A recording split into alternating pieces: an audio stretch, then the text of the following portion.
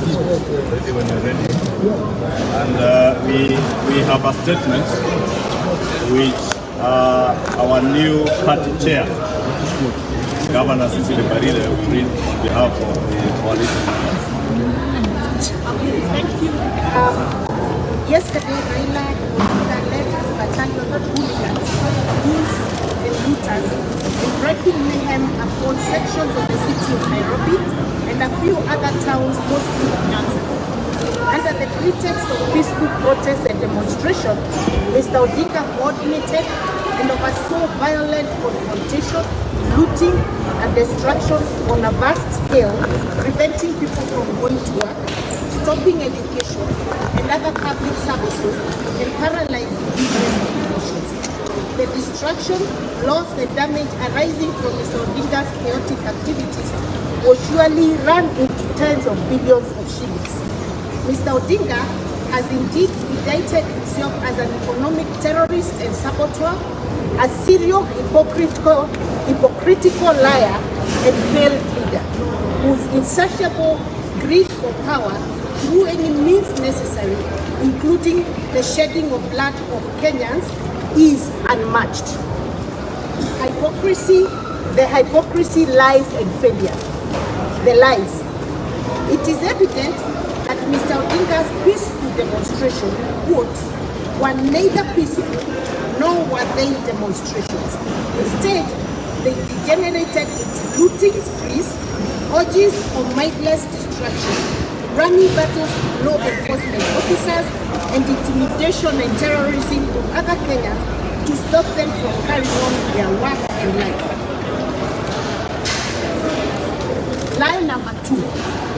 The principal reasons offered by Mr. Odinga for organizing and implementing anarchy on such a tremendous scale are the cost of living and the 2022 election, which claims was stolen. Yet as recently as June 2022, Mr. Odinga was the government's foremost defender, attributing the rising cost of living to factors beyond the government's control, which also affected other countries. As regards the election, Mr. Odinga did not invest half as much effort and seriousness into his campaign as he did in defending the Jubilee government, or as he has done in organizing and supervising large-scale economic sabotage throughout the country. Moreover, Mr. Odinga's so-called peaceful demonstrations were a transparently disingenuous campaign of large-scale urban banditry and nothing else. No petition was delivered to any government office as promised. There was no march or delegation to State House as promised. Not unless Mr. Odinga lost his bearing and searched for State House or Harambee House in Nairobi's Mathare and sections of Eastlands. These orgies of mindless chaos were conducted on the basis of a blatant lie. Hypocrisy. It is obvious that Mr. Odinga's actions have nothing to do with the reasons he has given, and everything to do with his well-known post-election routine, whereby he uses the threat of post-election sabotage and mass action to extort power-sharing arrangements with the government of the day. It is also a continuation of Mr. Odinga's propensity for violent attempts at capturing power, which began in 1982. It is a demonstration of Mr. Odinga's contempt for democracy and the rule of law, constitutionalism, as well as peace. Times are indeed hard, and Kenyans are trying their best to get through. Anyone making life so much more unbearable through selfishly motivated political violence is unlikely to be viewed with much understanding. Moreover, as demonstrated, Mr. Odinga's argument about the cost of living contradicts his earlier position and are unsupported by the fact of prevailing market prices. His agitation has to do with subsidies that were allocated under the pretext of cushioning Kenyans from high prices, which in fact were embezzled by a neo-hardship regime leadership in one of the country's most scandalous states. The failure. Mr. Odinga's criminal escapades are desperate futilities. He does not enjoy the support of the entire New constituency or Kenyans in general. There were no demonstrations or protests in counties of the Central, Rift Valley, Western, Eastern, Northeastern, and Coast region. Ultimately, only Kisumu bore the brunt of the criminality aside from goons mobilized by ODM MPs to terrorize poor mama bogas. There were no demos in Sekuru, Oshogo, or even Daragwa, where some of the Azimio leaders come from. It is quite evident that some regions require to emancipate from the Odinga yoke and slavery of being used as pawns for self-preservation of a single individual's thirst for power. So questions to Mr. Odinga are the following. Besides Mr. Odinga's reasons and actions beg the question, how does a disruptive campaign of looting and violent mayhem address the cost of living? Why actually didn't he demonstrate before the election when Unga was costing 230 shillings? But now he's demonstrating when it has come down to 170. That is hypocrisy. How does subjecting hard-working Kenyans to hardship and causing enormous losses to traders and businesses improve the cost of living? When Odinga and his Azimio party left government at the end of the hardship, the cost of a packet of unga was between 230 and 240. It is now ranging between 170 to 200. Isn't it basic arithmetic that the prices are coming down? The Hardship Brothers and Holy Alliance. To Mr. Odinga and Mr. Kenyatta, we have one message for you. When in a hole, stop digging. We are only beginning to get to grips with the insane magnitude of embezzlement, looting, murder, abuse of office, and sheer impunity that took place during the 5 years of the hardship regime. As we do so, we begin to understand your desperate resolve to sabotage all accountability and Kenyans return to physical sanity, financial stability, accountability in governance and economic health. You will fail. The violence, chaos, looting and destruction are also aimed at distracting the country from investigating the shameless siphoning of public funds, crimes against humanity perpetrated through extrajudicial killings and forced disappearances, abuse of office and state capture that enable large-scale corruption and impunity committed by Mr. Odinga's sponsor and co-conspirator and hardship co-principal, Uhuru Kenyatta. This will fail and the truth will be known. Police action for Medam. To the Kenya Police, we salute you for having quickly come of age and for rising to the occasion. The President's action to restore fiscal autonomy to the service is paying the anticipated dividends of efficiency and professionalism. We commend you for doing your best to keep Kenyans and their livelihoods safe and secure. We urge you to enforce the law firmly and bring all perpetrators of the criminal mayhem committed at Mr. Odinga's behest to account. They must be charged for every stone thrown, property looted, goods destroyed and persons injured, no matter who they may be. It is also time to raise the bar and make Azimio and ODM fully accountable for the injury, loss and damage occasioned by the rioters thuggery they mobilized on the pretext of constitutionally protected demonstration. We urge a reckoning of the damages and the speedy accountability in conjunction with the registrar of political parties. Finally, it is time to confront a ridiculous predicament that has remained unresolved for a very long time. The government must determine once and for all if Mr. Odinga is above the law. If he is above the law, there is no further purpose in asking anyone else to obey the law. If on the other hand, the government determines that Mr. Odinga is not above the law, it must activate all appropriate mechanisms to bring him to accountability without further delay, because justice must be done. That time is now or never. Thank you very much. Great. Yeah, I think the leadership and those. I go first. Yes.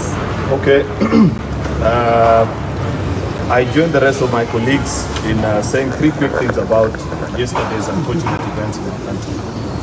Number one, I wish to commend the restraint of the Kenya Kwanza supporters. I know many of them watched with utter shock and dismay as their lives were unnecessarily interrupted. They could not go about their businesses, their children could not go to school, and many other duties that they could not go about because of the incessant, ugly behavior of ODM goons that they reign terror in this city and few parts of the country. I have seen messages from many of them to these leaders that are behind me here, asking them, up to when shall we allow these people to continue to blackmail us and stop our day routines with reckless abandon? I wish to plead with them that kindly allow the government of the day time as we sort this issue for once and for all. Never again shall Kenyans continue to live under Mr. Odinga's blackmail, for which he is rewarded after every election. This administration has said this is the final time, this shall never happen again. Secondly, I wish to join the rest of my colleagues in celebrating our police officers who, despite a lot of provocation from ODM goons, you saw police officers innocently standing in stifling hot sun, being hunted like dogs by ODM mandarins, but they kept their calm, they never shot anybody, they peacefully dispersed the crowds. We want to tell our police officers that is what we expect. The only challenge that we want to give to the police is that those looters that are publicly known, those that have been captured on cameras, breaking up meetings, stoning people's vehicles, going into business premises, we want to see them arrested and arrested right now. The leaders that have been accompanying them into these demonstrations, they also need to be arrested and brought to book. But we celebrate the good work of our police officers. We know you're working under very difficult circumstances. It was not difficult for you to shoot some of the people that were clearly provoking you, but you kept your calm and you maintained peace and order and protected people's property. We celebrate you as our police officers. That is what we expect of you. We hope that you shall continue to hold firm despite all that intimidation and threats that is coming from the Azimio side. Lastly, is to the great people of Luo Nyanza. We celebrate you also because you largely remained peaceful, save for a few goons that were hired by Odinga through his ODM MPs.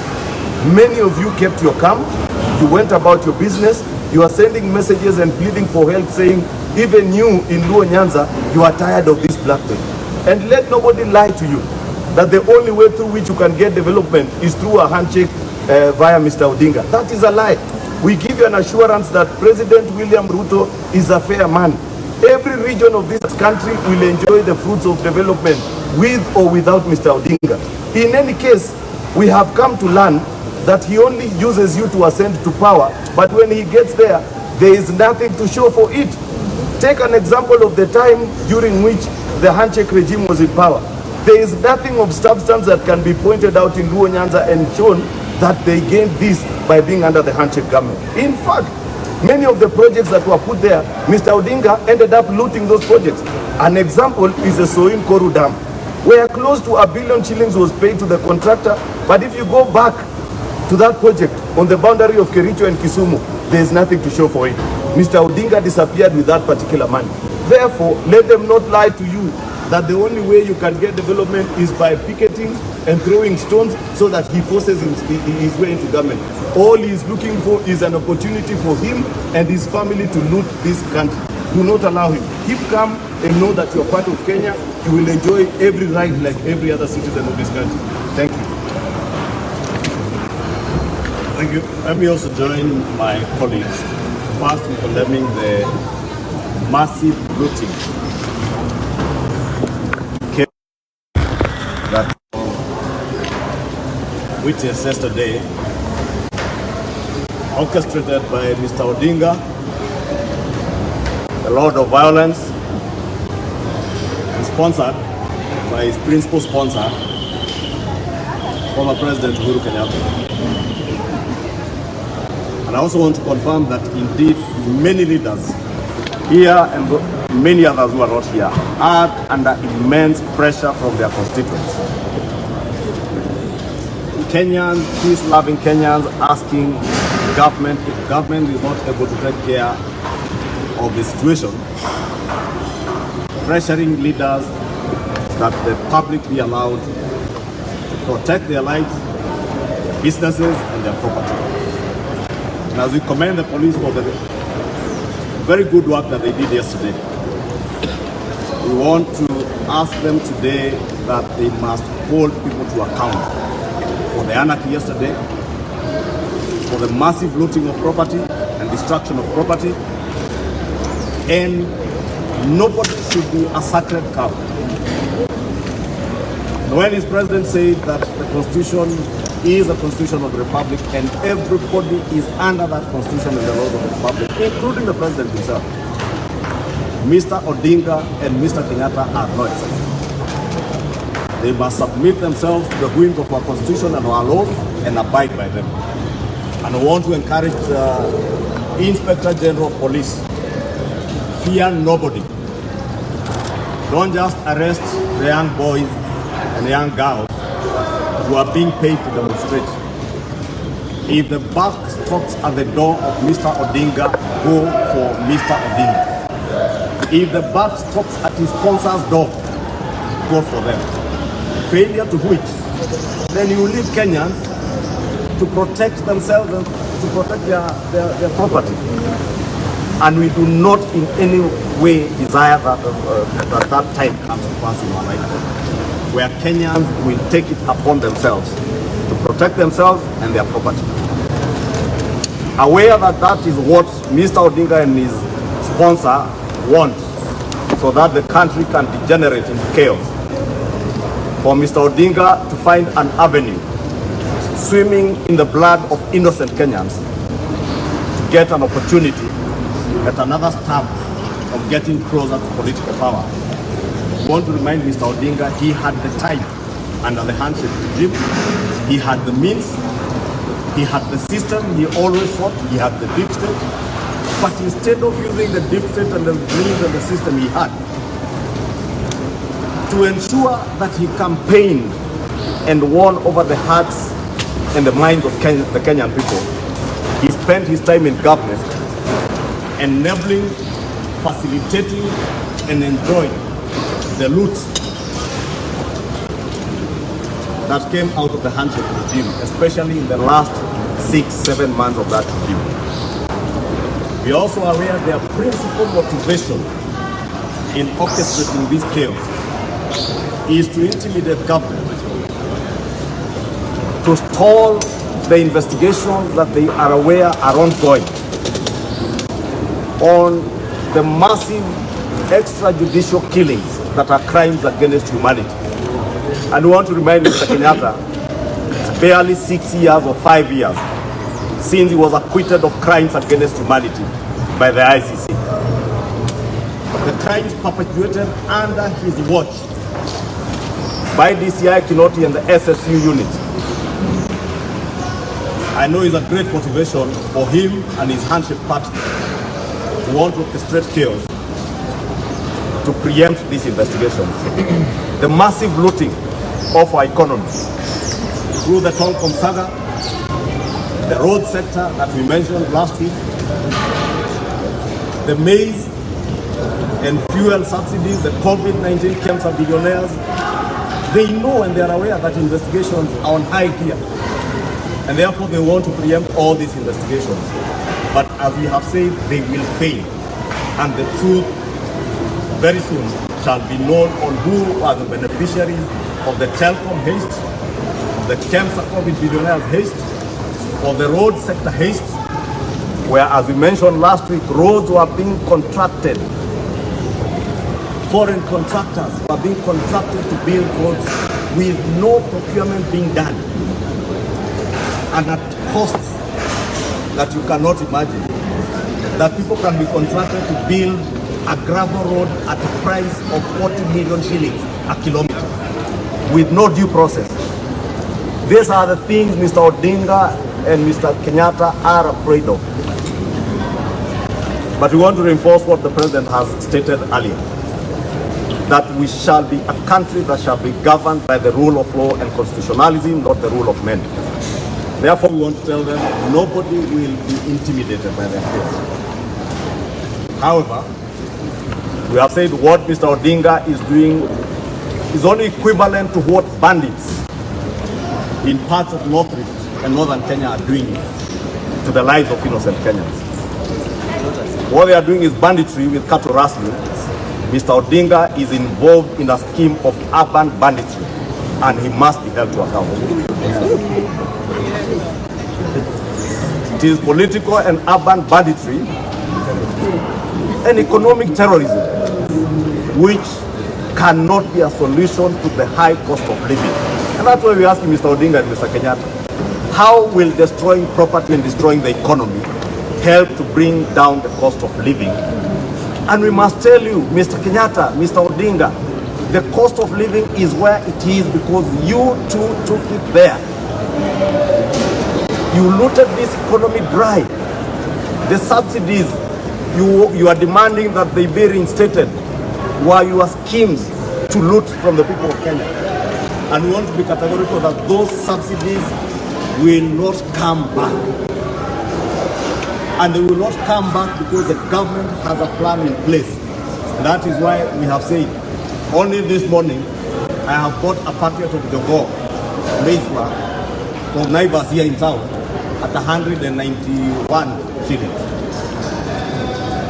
The same packet of Jogo was retailing at 230, 240 shillings only in June last year when Mr. Odinga and Mr. Kenyatta were in charge. And not just in charge of the government, that they superintended at that time. Therefore, they are leading Kenyans in a protest against the high cost of living. It's just a smoke screen. And we want to tell Mr. Odinga, even your own demonstrations are a failure. And that is why we have appealed to our brothers and sisters in Luo Nyanza.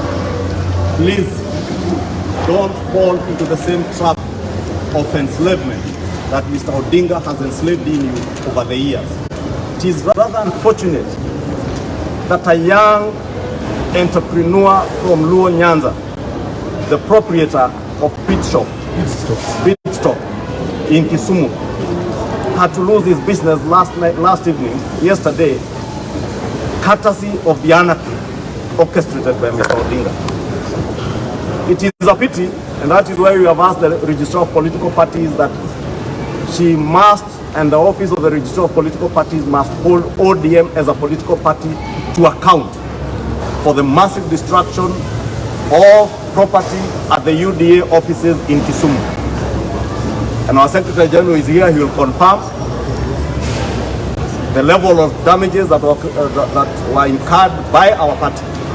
And since ODM as a political party enjoys funds from the political party's fund, the Secretary General is writing to the ORPP to ensure that she withholds money going to ODM to cater for the damages occasioned to our offices and property, including motor vehicles that were parked in that property.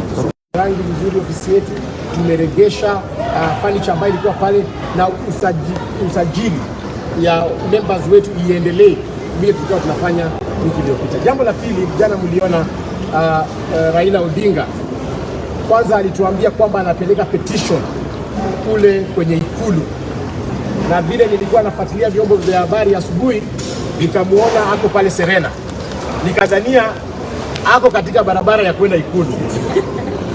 Ile advice ningependa kupatia Raila na watu yake ni kwamba next time ukiunda maandamano, buy enough bundles, kwa sababu Google Map yenu iliwapoteza ikawapeleka kule Isili, Madare kule chini. Ikulu liko karibu na Serena. Kama ulikuwa unataka kweli kuleta petition pale Ikulu, basi ungetembea 1 kilometer tu pale upeleke petition yako. So next Monday tafadhali usizunguke. Ikulu iko pale karibu na Serena. Wewe amuka asubuhi, kuja pale Ikulu, utapata wakina Chilioto wamekuja pale kwa gate. Na akina Ali Mohamed, na akina Osoro, na akina ama utume ujumbe kwa WhatsApp wako kama unaogopa kufika Ikulu. Lakini mwisho tunasema kwamba maneno ya IEBC, mambo ya kusumbua wa Kenya. Wewe Raila unaambia wa Kenya wafungue server. We only have two responses to you. One, wewe enda fungua server ya ODM nominations kwanza. Umeibia watu kura wakati wa nomination, haujaifungua server. Uliibia wamama kura katika nominations ya Kisumu, ukapatia dada yako certificate. Ukaibia watu kule Siaya nominations za ODM, ukapatia ndugu yako certificate. Ukakuja hata server ya nominations za watu kwenda Yala, haujafungua, uliweka mtoto wako kwenda pale Yala. So kabla utuitishe maneno ya servers, enda fungua server ya ODM kwanza. Jambo la pili, kwa maneno ya server, sisi tunajua vizuri sana rais hana kifunguo ya server. Rais sio mwenye kufungua server. Mulikuwa katika Supreme Court, mkaambiwa, mkataka orders za kwenda scrutinize zile kura ambazo zilipigwa, na mlipewa hiyo nyadhifa na Supreme Court, na hakuna kitu ambayo ilifanyika. Sisi tunasema Raila, IEBC itatengenezwa, IEBC mpya kutumia sheria ile ambayo wewe na Uhuru Kenyatta mlitumia mkaweka Cherera na wale wengine watatu. Hiyo sheria hatujabadilisha. Tutatumia hiyo sheria kuleta wale IEBC commissioners wageni, na kama uko unataka kwamba wewe ndio uteue wale commissioners, basi leta sheria katika bunge hii au wabunge wajadili, tutajua kama itapita ama itapita. But in the meantime, we want to tell you, we are going to observe and follow the rule of law. Our constitution stipulates how we are going to get our IEBC commissioners, and you're not going to amend the law to favor you, Raila Odinga. Thank you. Wacha David Ochieng aseme. You know, there are few brave leaders from Nyanza who are in terms of emancipating the people of Nyanza from this level. Thank you so much. I just want to invite my brother the next elections is 2027. So the idea that a way to beat the sasa hapo ni kuna uchaguzi hapa kama mwaka ujao kama mwaka huu, na hakuna njia nyingine yoyote ambayo Raila anatumia kufanya rais. Tukubali kwamba rais and that if you run in an election, it says that if you get 50+1 votes, you're the president. And so there's a president in place. Let's agree with that fact that there will be no other election.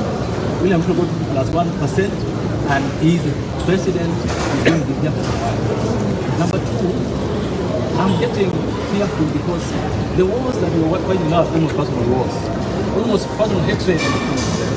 Yani ile chuki madharau kwa rais. Ningependa kuambia kwamba Raila angekuwa rais leo, ningependa awe na heshima.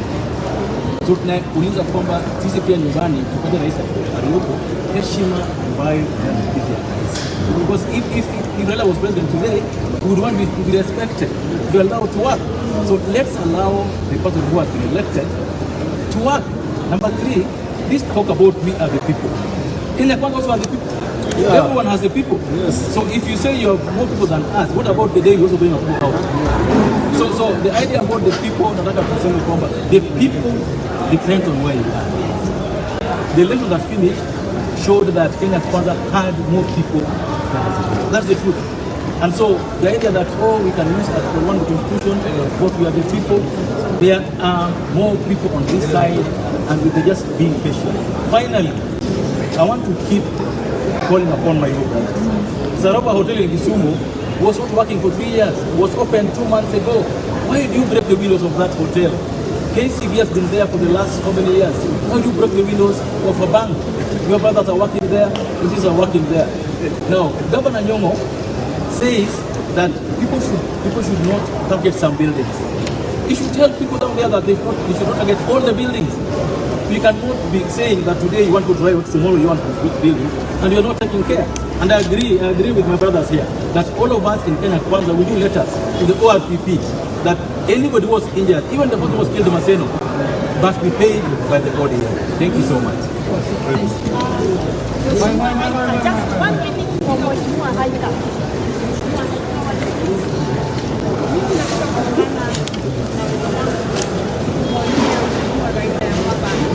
lazima aheshimu Kenya na aheshimu wa Kenya. Alikuwa anasema kwamba yeye ni mzalendo. Mzalendo gani ambaye anaruhusu mali ya Kenya kuandika na Wakenya kugadhamika kupata shida? Nchi ya Kenya imekuwa kurudi katika hali yake ya kawaida. Tumekuwa tukiona uchumi ukibadilika polepole. Tumeona kule upande wa Mombasa na kwingine watalii walikuwa wameanza kurudi na biashara za watu zimeanza kurudi vizuri. Juzi tumeona a lot of cancellation na utalii umeanza kwenda mbaya na biashara za watu nyingi zikiharibika. Tumeona mali ya watu ikiharibika. Tunataka kumwambia hivi ya kwamba kama yeye ni mzalendo na kama yeye anasema kweli ni mzalendo, basi aheshimu wa Kenya.